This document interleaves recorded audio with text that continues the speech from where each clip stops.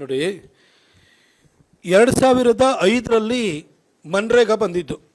Mahatma Gandhi national rural employment guarantee act ಅಂತ ಬಂತು, ಮನ್ರೇಗಾ ಅಂತ ಅದನ್ನು ನಾವು ಕರೆದು ಬಂದು ಆ ಯೋಜನೆಯನ್ನು ಬಂದ ಸಂದರ್ಭದಲ್ಲಿ ಆಗ ಇಡೀ ದೇಶದ ವಾತಾವರಣನ ನೋಡಿದರೆ ಅದು ಟ್ರೈಬಲ್ ಏರಿಯಾ ಇರ್ಬೋದು, ಹಿಲ್ಲಿ ರೀಜನ್ ಇರ್ಬೋದು, ಜನಕ್ಕೆ ಕೂಲಿ ಸಿಗ್ತಾ ಇರಲಿಲ್ಲ, ನೆರೆ ಬರ ಇವೆಲ್ಲ ಬರ್ತಾನೆ ಇದ್ದು.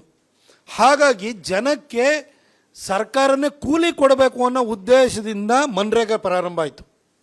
ನರೇಂದ್ರ ಮೋದಿಜಿಯವರು 2014ರಲ್ಲಿ ಬಂದಾದ ನಂತರ ಆ ಯೋಜನೆಗೆ ಸ್ವಲ್ಪ ವಿಸ್ತೃತ ರೂಪವನ್ನು ಕೊಟ್ಟು 264 ಕಾಮಗಾರಿಗಳನ್ನು ತೆಗೆದುಕೊಳ್ಬೋದು ಅಂತೇಳಿ ಹೇಳ್ಬಿಟ್ಟು ಅದರ ಸ್ಕೋಪನ್ನು ವಿಸ್ತರಿಸಿದರು. ಆಯಾ ರಾಜ್ಯಗಳಲ್ಲಿ ಆಯಾ ಪರಿಸ್ಥಿತಿಗೆ ಅನುಗುಣವಾಗಿ ಬೇರೆ ಬೇರೆ ಕಾಮಗಾರಿಗಳನ್ನು ಕೂಡ ಕೈಗೆತ್ತಿಕೊಳ್ಬೋದು ಅಂತೇಳಿ ಹೇಳ್ಬಿಟ್ಟು ಅದರಲ್ಲಿ ಪ್ರಾವಿಷನ್ನ ಮಾಡಿದರು.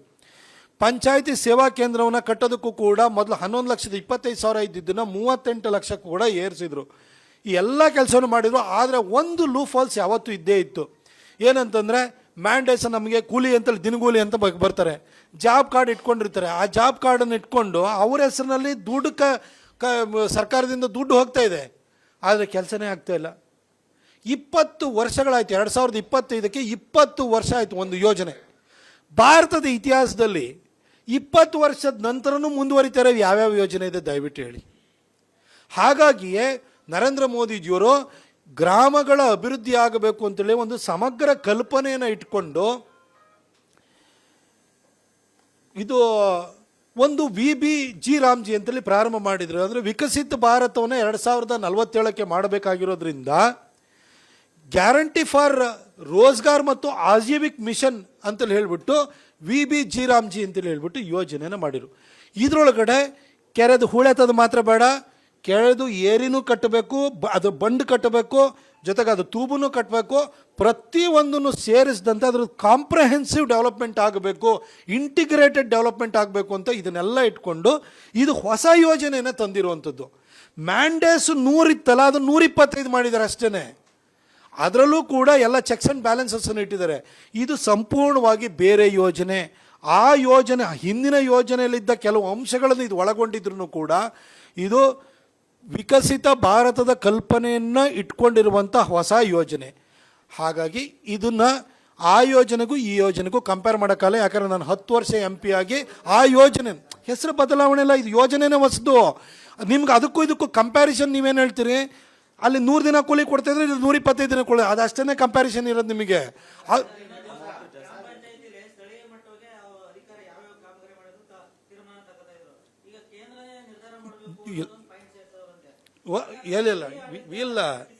ಇಲ್ಲ ನೀವು ಅದನ್ನು ಇಲ್ಲಿವರೆಗೂ ಕೂಡ ನಿಮಗೇನಾದರೂ ಡ್ರಾಫ್ಟ್ ನೋಟಿಫಿಕೇಷನ್ನು ಗೈಡ್ಲೈನ್ಸ್ ನಿಮ್ಮ ಹತ್ರ ಬಂದಿದೆಯಾ? ನಿಮಗೆ ಹೇಳ್ತೇನೆ ಕೇಳಿ. ನಾನು 10 ವರ್ಷ MP ಆಗಿದ್ದರಿಂದ ಹೇಳ್ತೀನಿ. ಕಾಂಗ್ರೆಸ್ ಸರ್ಕಾರ ಇರುವಂಥ ಸಂದರ್ಭದಲ್ಲಿ ದಿನಗೂಲಿ ಕೂಲಿ ಕೊಡೋದನ್ನು ಅಷ್ಟೇ ಯೋಚನೆ ಮಾಡಿದರು. ಮೋದಿಯವ್ರ ಸರ್ಕಾರ ಬಂದಾದ ಮಾತ್ರ ಫಸ್ಟ್ ಟೈಮು 2015ನಲ್ಲಿ 14th ಫೈನಾನ್ಸ್ ಕಮಿಷನ್ ಬಂತು. ಅಲ್ಲಿವರೆಗೂ 13th ಫೈನಾನ್ಸ್ ಕಮಿಷನ್ ಇತ್ತು. 13th ಫೈನಾನ್ಸ್ ಕಮಿಷನ್ನು ಏನು ಕೊಡ್ತಾಯಿದ್ರು ಅಂತ ಹೇಳಿದ್ರೆ, ಕೇಂದ್ರದಲ್ಲಿ 13th ಫೈನಾನ್ಸ್ ಕಮಿಷನಲ್ಲಿ ದುಡ್ಡು ರಾಜ್ಯಕ್ಕೆ ಕೊಡುತ್ತಲ್ಲ, ಅದು ಪಟ್ಟಣ ಪಂಚಾಯತಿ, ನಗರಸಭೆಗಳು, ಮಹಾನಗರ ಪಾಲಿಕೆಗಳಿಗೂ ದುಡ್ಡು ಕೊಡುತ್ತೆ. ಹಾಗೆ ಗ್ರಾಮ ಪಂಚಾಯತಿ, ಇದು ಜಿಲ್ಲಾ ಪಂಚಾಯತಿಗೂ ದುಡ್ಡು ಕೊಡುತ್ತೆ. ಜಿಲ್ಲಾ ಪಂಚಾಯತಿಲಿ ದುಡ್ಡು ಬಂದಿದ್ದನ್ನು 85% ಜಿಲ್ಲಾ ಪಂಚಾಯತ್ ಮೆಂಬರ್ಸ್ ತಗೊಳ್ಳೋರು. ಆಮೇಲೆ ಒಂದು 10%ವರೆಗೂ ಕೂಡ ತಾಲೂಕ್ ಪಂಚಾಯತಿಗೆ ಹೋಗೋದು, 5% ಅಷ್ಟೇ ಗ್ರಾಮ ಪಂಚಾಯತಿ ಬರೋದು. ಗ್ರಾಮ ಪಂಚಾಯತಿನಲ್ಲಿ ಅಭಿವೃದ್ಧಿ ಆಗ್ತಾ ಇರಲಿಲ್ಲ. ಯಾಕೆ ಅಂತ ಹೇಳಿದರೆ ಆ 5% ಅನುದಾನ 13th ಫೈನಾನ್ಸ್ ಕಮಿಷನಲ್ಲಿ ಬರುವಂಥ 5% ಅನುದಾನದಲ್ಲಿ ಅವ್ರು ಏನೂ ಮಾಡೋಕ್ಕಾಗ್ತಾ ಇರಲಿಲ್ಲ. ಹಾಗಾಗಿ ಏನು ಮಾಡಿರು, ಇದು ಗ್ರಾಮದಲ್ಲಿ ಏನು ಟ್ಯಾಕ್ಸ್ ಕಲೆಕ್ಷನ್, ಕಂದಾಯ ಕಲೆಕ್ಷನ್ ಮಾಡ್ಕೊಳ್ತಾರೆ, ಅದರಲ್ಲಿ ಎಷ್ಟು ದುಡ್ಡು ಬರುತ್ತೆ, ಗ್ರಾಮಗಳ ಅಭಿವೃದ್ಧಿನೇ ಆಗ್ತಾ ಇರಲಿಲ್ಲ. ಆಗ ಮೋದಿಯವರು ಏನು ಮಾಡಿದರು, 14th ಫೈನಾನ್ಸ್ ಕಮಿಷನ್ 2015ರಲ್ಲಿ ತರಬೇಕಾದ್ರೆ 85% ನೇರವಾಗಿ ಗ್ರಾಮ ಪಂಚಾಯತಿಗೆ ಹೋಗಬೇಕು, 5% ಅಷ್ಟೇ ಜಿಲ್ಲಾ ಪಂಚಾಯತಿಗೆ, ಇನ್ನು 10% ತಾಲೂಕ್ ಪಂಚಾಯತಿಗೆ ಹೋಗಿ ಮಾಡಿರು. ಕಂಪ್ಲೀಟ್ ಉಲ್ಟಾ ಮಾಡಿರು. ಹಾಗಾಗಿ ಇವತ್ತು ಇಡೀ ಗ್ರಾಮಗಳ ಹಂತದಲ್ಲಿ CC ರೋಡ್ಗಳು ಜಾಸ್ತಿ ಆದವು, ಸಮಗ್ರ ಅಭಿವೃದ್ಧಿ ಆಯಿತು.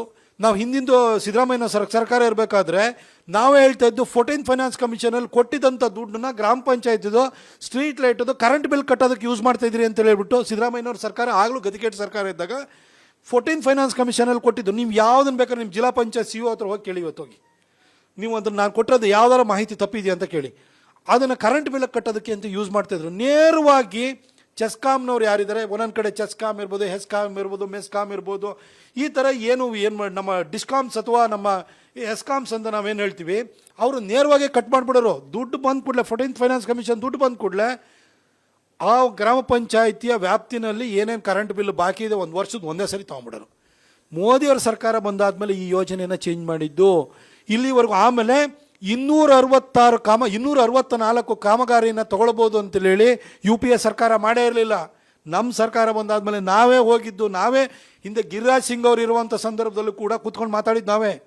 ಆಮೇಲೆ ಪಂಚಾಯತ್ ಕೇಂದ್ರವನ್ನು ಮಾಡಬೇಕಾದ್ರೆ ಬರೀ 11,25,000 ಕೊಡೋರು. ಅದನ್ನು ನಮ್ಮ ಸರ್ಕಾರ ಬಂದಾದಮೇಲೆ 18,80,000 ಹೋದು, ಕೊನೆಗೆ 28 ಲಕ್ಷಕ್ಕೆ ಹೋದು, ಇವತ್ತು 38 ಲಕ್ಷ ಬರುತ್ತೆ. ನಾನೇ ಸ್ವತಃ ಗಿರಿರಾಜ್ ಸಿಂಗ್ ಅವ್ರ ಹತ್ರ ಹೋಗಿ ಕೂತ್ಕೊಂಡು ಇದನ್ನು ನಾವು ದುಡ್ಡು ಕೊಡ್ತೀವಿ. ಆದರೆ ಭಾರತ್ ನಿರ್ಮಾಣ ರಾಜೀವ್ ಗಾಂಧಿ ಸೇವಾ ಕೇಂದ್ರ ಅಂತ ಇರುತ್ತೆ, ನಾವು ಈ ರಾಜೀವ್ ಗಾಂಧಿ ಇದಕ್ಕೂ ಏನು ಸಂಬಂಧ ಅಂತ ಕೇಳಿದೆ. ನಾನು ಡ್ರಾಫ್ಟ್ ಮಾಡಿ ಹೋಗಿ ಕೂತ್ಕೊಂಡು ಮಾತಾಡಿ ಚೇಂಜ್ ಮಾಡಿಸಾದ್ಮೇಲೆ ಇವತ್ತು ಭಾರತ್ ನಿರ್ಮಾಣ ಪಂಚಾಯತ್ ಸಂಬಂಧಪಟ್ಟಂಥ ಒಂದು ಪಂಚಾಯತ್, ಇಂಡುವಾಳ ಪಂಚಾಯತ್ ಸೇವಾ ಕೇಂದ್ರ ಅಂತ ಬರುತ್ತೆ. ಅದನ್ನು ಚೇಂಜ್ ಮಾಡಿಸಿದ್ದು ನಾವು, ಯಾಕೆಂದರೆ ಅನುದಾನ ಕೊಡೋರು ನಾವು. ಹೀಗೆ ಸಮಗ್ರ ಅಭಿವೃದ್ಧಿಯ ದೃಷ್ಟಿಕೋನವನ್ನು ಇಟ್ಕೊಂಡು ಮಾಡಿದವರು ನಾವು. ಈ ಒಂದು ಮನ್ರೇಗಾದಲ್ಲಿ ಇವ್ಯಾವುದು ಇರಲೇ ಇಲ್ಲ. 11,25,000 ಪಂಚಾಯತಿ ಕೇಂದ್ರ ಕಟ್ಟಕ್ಕಾಗುತ್ತೆ ನಮ್ಮ ಕೈಲಿ. ಆಮೇಲೆ ಅದರೊಳಗಡೆ ಏನು ಮಾಡ್ತಾರೆ, ಆ 11,25,000ದಲ್ಲೂ ನಿಮಗೆ ಮೆಟೀರಿಯಲ್ಲು ಆ ಮನ್ರೇಗಾದಲ್ಲಿ ತಗೊಳ್ಳಿ ಅಂತ ಹೇಳ್ತಾರೆ. ಆ ಕೂಲಿ ನಮ್ಮೂರಲ್ಲಿ ಇರುವಂಥ ಏನು ಕೂಲಿ ಕಾರ್ಮಿಕರು ಹೋಗಿ ಇಟ್ಟಿಗೆ ಕಟ್ಟಕ್ಕಾಗುತ್ತೆ ಅವ್ರ ಕೈಲಿ, ಫೌಂಡೇಶನ್ ಹಾಕೋಕ್ಕಾಗುತ್ತಾ? ಕಲ್ಲುಗಿಲ್ಲು ಇಟ್ಟಿಗೆ ತಗೊಂಬಂದು ಕೊಡ್ಬೋದೇ ಹೊರತು ಮಾಡೋಕ್ಕಾಗ್ತಿರ್ಲಿಲ್ಲ. ಸ್ಕಿಲ್ಡ್ ಲೇಬರ್ ಅವ್ರ ಹತ್ರ ಇರಲ್ಲ. ಇದನ್ನೆಲ್ಲದನ್ನು ಅರ್ಥ ಮಾಡಿಕೊಂಡು ನಾವು ಬೇರೆ ಪ್ರಾವಿಷನ್ ಮಾಡಿ ನಾವು ಮಾಡಿರೋದು. ಇದು ಕಂಪ್ಲೀಟ್ಲಿ ಡಿಫ್ರೆಂಟ್ ಸ್ಕೀಮು. ಆ ಸ್ಕೀಮನ್ನು ನಾವು ರೀನೇಮ್ ಮಾಡಿರೋಂಥ ಸ್ಕೀಮ್ ಅಲ್ಲ ಇದು.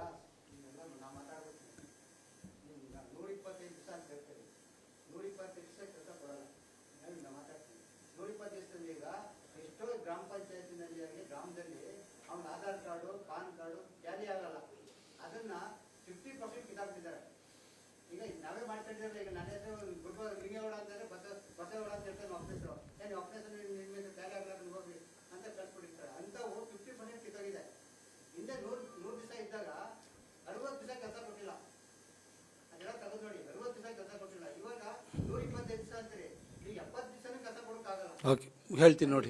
ಒಂದು ನಿಮಿಷ ಅಣ್ಣ, ಗೊತ್ತಾಯ್ತು, ನಾನೇ ನಿಮ್ಗೆ ಹೇಳ್ತೀನಿ.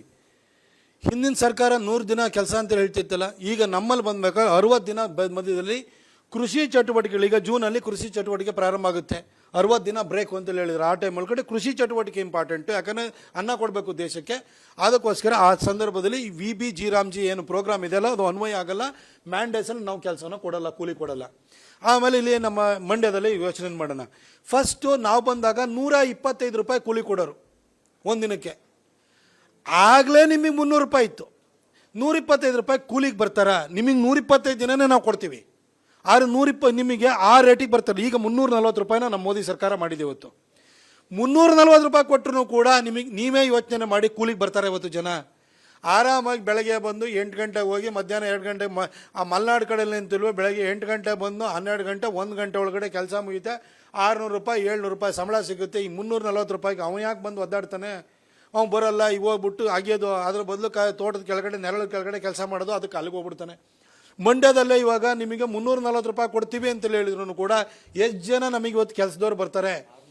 ಹಾಂ, ಇಲ್ಲಿ ಸಾಮಾನ್ಯದಲ್ಲಿ ನೀವು 600 ರೂಪಾಯಿ ಕೊಡಬೇಕಾದ್ರೆ ನಿಮಗೆ ಈ 340 ರೂಪಾಯಿ ಬರಲ್ಲ. ಹಾಗಾಗಿ ಸರ್, ಟ್ಯಾಲಿ ಪ್ರಶ್ನೆ ಅಲ್ಲ.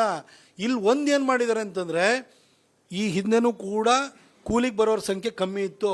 ಆ ಕೂಲಿ ಕಾರ್ಮಿಕರನ್ನ ಇಟ್ಕೊಂಡೆ ಕಾಮಗಾರಿ ಮಾಡಿ ಅಂದರೆ ಮಾಡೋಕ್ಕಾಗಲ್ಲ, ಮಷಿನ್ ಯೂಸ್ ಮಾಡಬೇಡಿ ಅಂತ ಹೇಳೋರು. ಏನಾಗ್ತಿತ್ತು, ಭಾಳಷ್ಟು ಕಡೆಗೆ ಜಾಬ್ ಕಾರ್ಡ್ಗಳ ಹೆಸರಿನಲ್ಲಿ ಅವ್ರ ಅಕೌಂಟಿಗೆ ದುಡ್ಡು ಹೋಗೋದು, ಅದನ್ನು ಹೊಡೆದಾಕೋರು. ಈಗೇನು ಮಾಡಿದ್ದಾರೆ ಅಂತ ಹೇಳಿದ್ರೆ, ಕಂಪಲ್ಸರಿ 2 ಫೋಟೋ ತೆಗಿಲೇಬೇಕು. ಕೆಲಸಕ್ಕೆ ಬಂದಾಗ, ಕೆಲಸ ಮುಗಿದಾದ ನಂತರ ಕಂಪಲ್ಸರಿ ತೆಗಿಬೇಕು ಅಂತ ಒಂದು ಮಾಡಿದ್ದಾರೆ. ಇನ್ನು ಜಾಬ್ ಕಾರ್ಡನ್ನು ಎವ್ರಿ 3 ಇಯರ್ಸಿಗೆ ರಿನ್ಯೂವಲ್ ಮಾಡಬೇಕು ಅಂತ ಮಾಡಿದ್ದಾರೆ.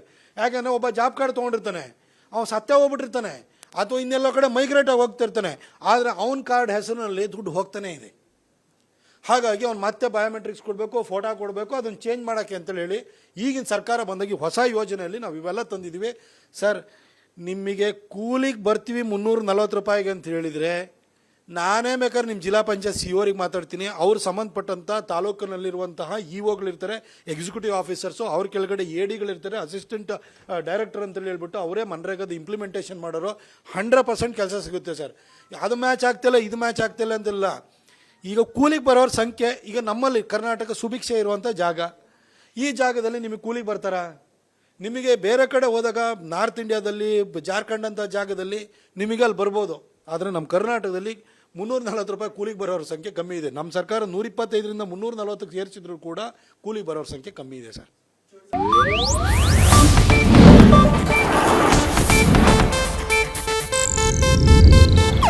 ಇದು ಏಷ್ಯಾನೆಟ್ ನ್ಯೂಸ್ ನೆಟ್ವರ್ಕ್ ಪ್ರಸ್ತುತಿ.